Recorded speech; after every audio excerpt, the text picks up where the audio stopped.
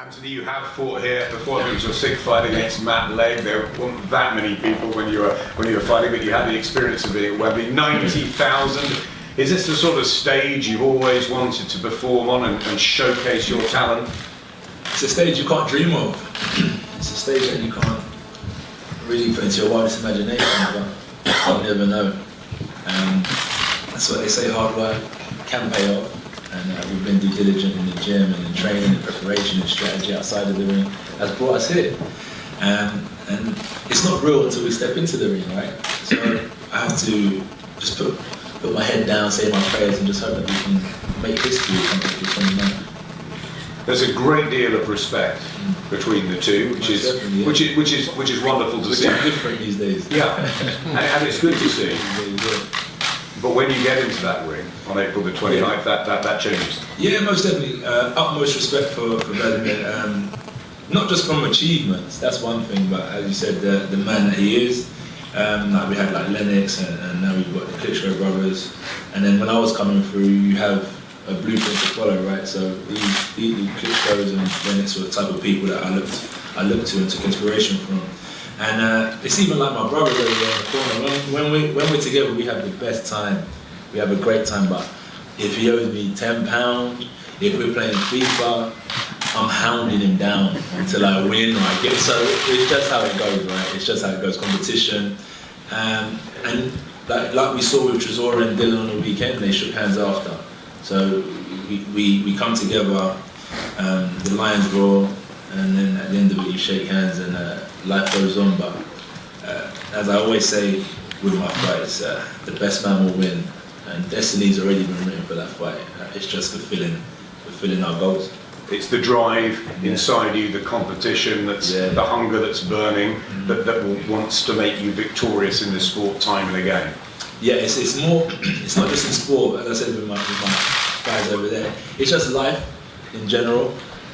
Wanting the best out of every situation, and that reflects in the sport. So yeah, when it comes down to April 29th, how I've conducted myself now, even until April 29th, even while I'm not in intense training, just my mindset, like we're back on the grind straight away. So that's a winning mentality, and then that's what's helped me that's what's got me through life in the first place and made an opportunity out of nothing. So yeah, that will definitely put me in a good way. Come the fight time. Vladimir and Vitaly, who've ruled for so long as heavyweight champions, they speak so many languages, they're nice guys out of the ring. Do you want to take that sort of role model process on with you? You know, we see the kids here looking around Wembley today, and that side of it's important, isn't it? Yeah, I tried to learn Spanish. I stopped after 4 lessons, so I'll try learning a different language. It's not easy, but yeah. I'll definitely like to take inspiration from Wladimir, most definitely. As a man, as I said, boxing is one thing, but as a man, good man, definitely a good man. The brother's doing great things for his country as well. And when it's all said and done, when we're not here, that's all you have is what you've done for people. So yeah, outside of boxing, I'll definitely take inspiration, but in the ring, I have to be my own man. So talk me through the next few months of preparation for April the 29th. Anything different, or is it, you've always talked about a journey, and the fact that you're not just preparing for one person in particular, it's preparing for the ultimate? Yeah, so preparation, it starts now, in a certain sense, as I said, mentality. And it's a brilliant thing that we're here today because it keeps me in the zone. The great thing about the last camp is that I can take what I built into my next camp. I'm not going to go back down to zero. Maintain, doubling fight, keep strong in certain areas. So when I attack training camp, we're ahead of the game. And as Wladimir said, we've got so much science and data now. That's why I can track and improve each fight, because of the information I've built over each training camp. And that's how I've already started training, because we've been on the phone, we're having a debrief today and planning for the next couple months. What will you need to improve on for April the 29th? The fact that obviously you haven't gone 12 rounds yet, there's little things that you'll maybe gut checks that you may have to go through here. Is that something you can prepare for, or is that something you have to react to on the night? React to on the night, because I've never been there before. In sparring is completely different to a fight, so I can't really ever say to you, yeah, I've done 12 rounds in a fight. I do it in the gym very often. Fighting is completely different.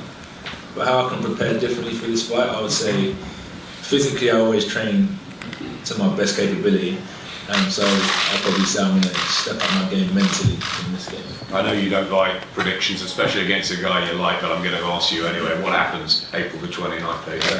I'm going to say I'm going to prepare for a 12-round fight because, like, this is what experience is and learning. I've said to myself before, yeah, I'm going to go out and blow him out in 2 rounds. I'm going to blow him out in 3 rounds and I'm there 7 rounds later. And that's boxing. So, as I said, mentally I'm going to be smart and say to myself, I'm going to prepare for a 12-round fight. And that's how I'll attack training camp. So that'll help me get stronger, help me get I'll run 45 minutes, I might run 50 minutes. Because I know I'm going 12 rounds. So if I know I'm going 2 rounds, I might run 30 minutes. So I'm going to prepare for a 12-round fight.